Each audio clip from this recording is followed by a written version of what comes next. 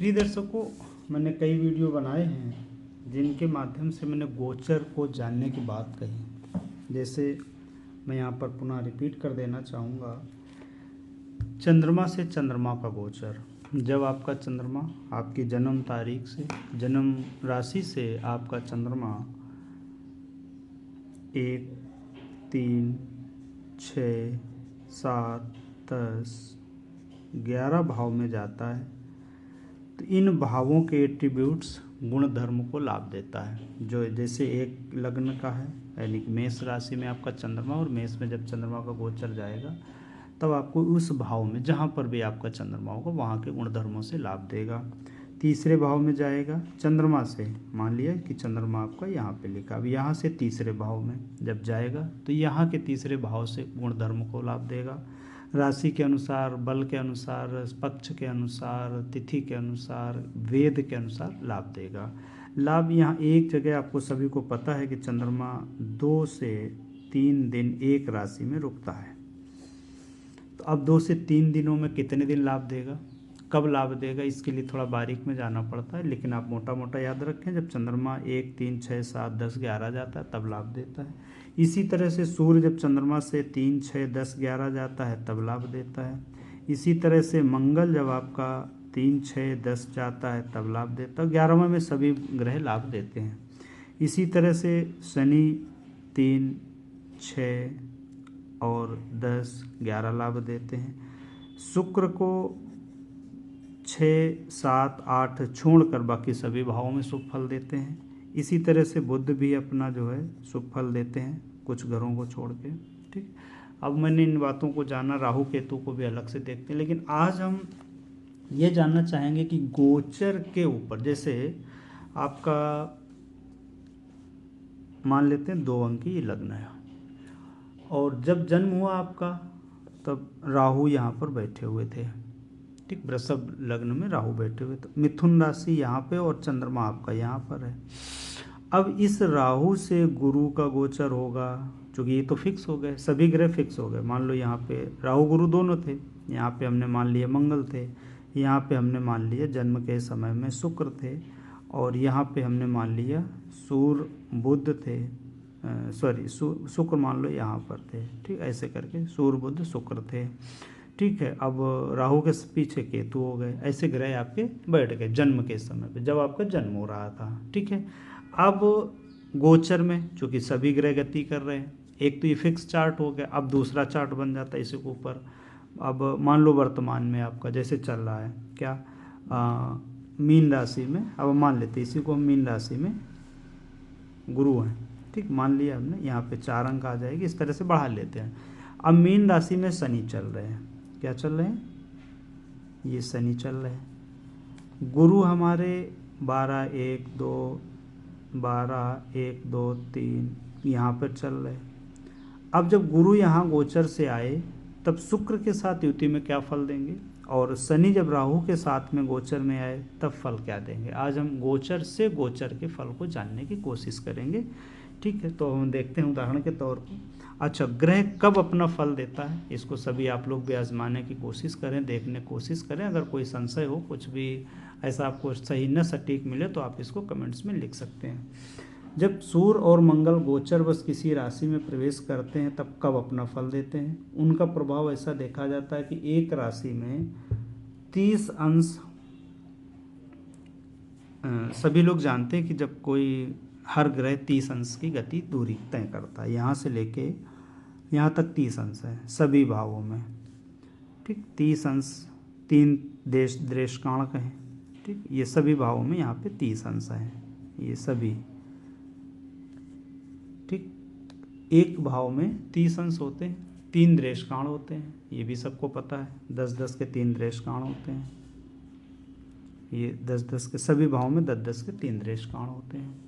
तो मंगल या सूर्य जब किसी राशि में प्रवेश करते हैं तब 0 से 10 डिग्री तक अपना विशेष फल देते हैं। कौन कौन, सूर्य प्लस मंगल, कहाँ, 0 से 10 डिग्री तक। अब 10 डिग्री तक पहला दृष्टिकोण होगा, तो पहले दृष्टि कांड में अपना अच्छा फल करते हैं। मान लो यहाँ पे गुरु देव बैठे हैं 0 से 10 डिग्री के मध्य में, और गोचर बस मंगल या सूर्य यहाँ पे आते हैं, तो 0 से 10 डिग्री तक इनकी युति भी बहुत अच्छी मानी जाएगी, और ये प्रथम दृष्टि कांड माना जाएगा। ठीक, ये पहला दृष्टि कांड हो गया। इसी तरह से बृहस्पति और शुक्र राशि के मध्य भाग में, यानी कि दूसरे दृष्टि कांड में, कौन, बृहस्पति और शुक्र लगभग 10 से 20 डिग्री में अच्छा फल करते हैं। जैसा भी उनको प्रॉमिस हुआ, जिस भाव से है, चंद्रमा से जहाँ है, तारा बल से जहाँ, तो 10 से 20 डिग्री के जब होते हैं ग्रह, तो ये अच्छा फल, अच्छा या बुरा फल विशेष प्रभावी होते हैं। और इसी तरह से आपका चंद्रमा का है। चंद्रमा और शनि राशि के अंतिम तृतीयांश में, चंद्रमा और शनि राशि के अंतिम तृतीयांश में 21 से मान लो या 20 से मान लो 30 तक तीसरा दृष्टि कांड हुआ। इस तीसरे दृष्टि कांड में विशेष लाभ देते हैं या विशेष अपना फल प्रभावी करते, एक्टिव हो पाते। अब बचे हमारे पास बुध और राहु केतु। तो बुध 0 से 30 तक, राहु भी 0 से 30 तक पूरी राशि में एक जैसा फल देने की कोशिश करते हैं। कैसा? एक जैसा, उनमें कोई भी फर्क नहीं पड़ता। अब आपकी बॉडी में कैसे फर्क पड़ेगा? चूँकि सभी को पता है एक राशि में 3 नक्षत्र होते हैं। मान लिए मेष राशि को उदाहरण ले रहे हैं, तो यहाँ पर अश्वनी, भरणी, कृतिका 3 नक्षत्र हुए।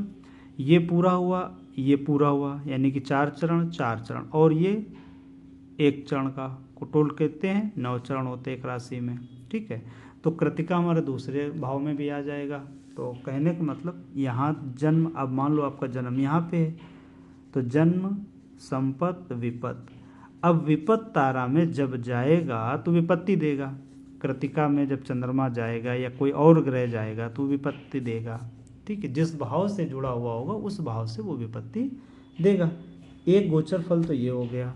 इसके पहले हमने गोचर फल आप लोगों को बताया कि चंद्रमा से कोई भी ग्रह चंद्रमा से कितनी दूर है। चंद्रमा से मान लो चंद्रमा को देखते हैं। ठीक, चंद्रमा से चंद्रमा आज 3 में है तो सुबह, 6 में है तो सुबह, 7 में है सुबह, 10 में है सुबह, और 11 में है सुबह। पर कब?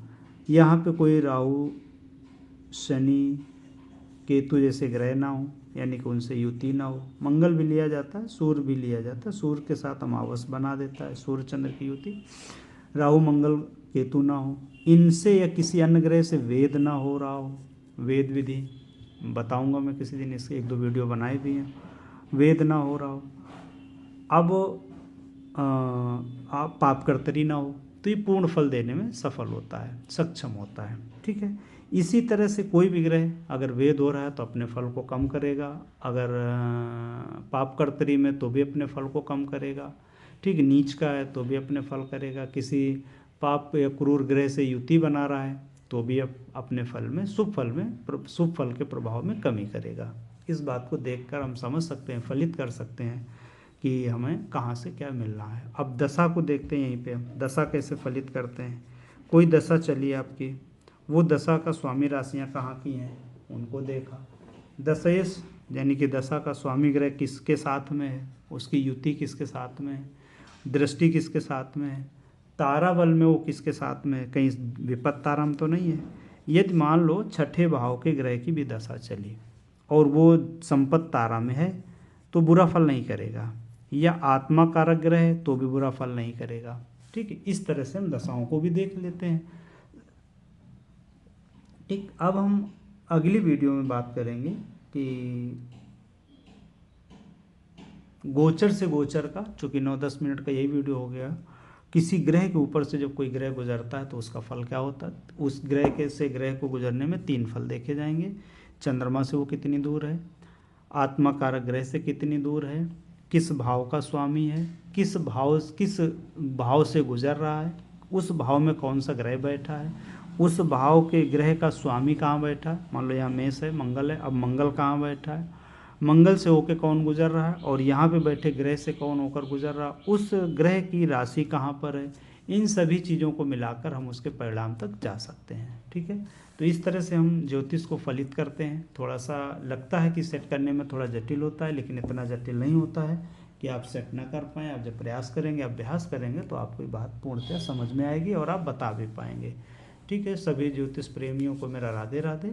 आप पुनः किसी अच्छे वीडियो पे मिलेंगे और आगे चल के मैं विवाह से संबंधित एक पूरी सीरीज़ तैयार करेंगे कि विवाह के संबंध मतलब कैसे कहाँ होगा विवाह। बनाए भी हैं, वीडियो भी कुछ बने हुए हैं, उनको आप देख लें। और विवाह जीवन का बहुत एक अहम पहलू कदम है, इसलिए थोड़ा सावधानी पूर्वक, जितना हो सके उतना सावधानी पूर्वक अपनी पत्रिका एवं अपने समाज, सोसाइटी, शिक्षा, रहन सहन, बिहेवियर, व्यवहार, है ना, सब चीज़ों को ध्यान में रखते हुए विवाह के लिए कदम उठाएं। अन्यथा बहुत ही आज के युग में ये बहुत सेंसिटिव पार्ट होता चला जा रहा है। ठीक है, सभी को मेरा राधे राधे, पुनः प्रणाम।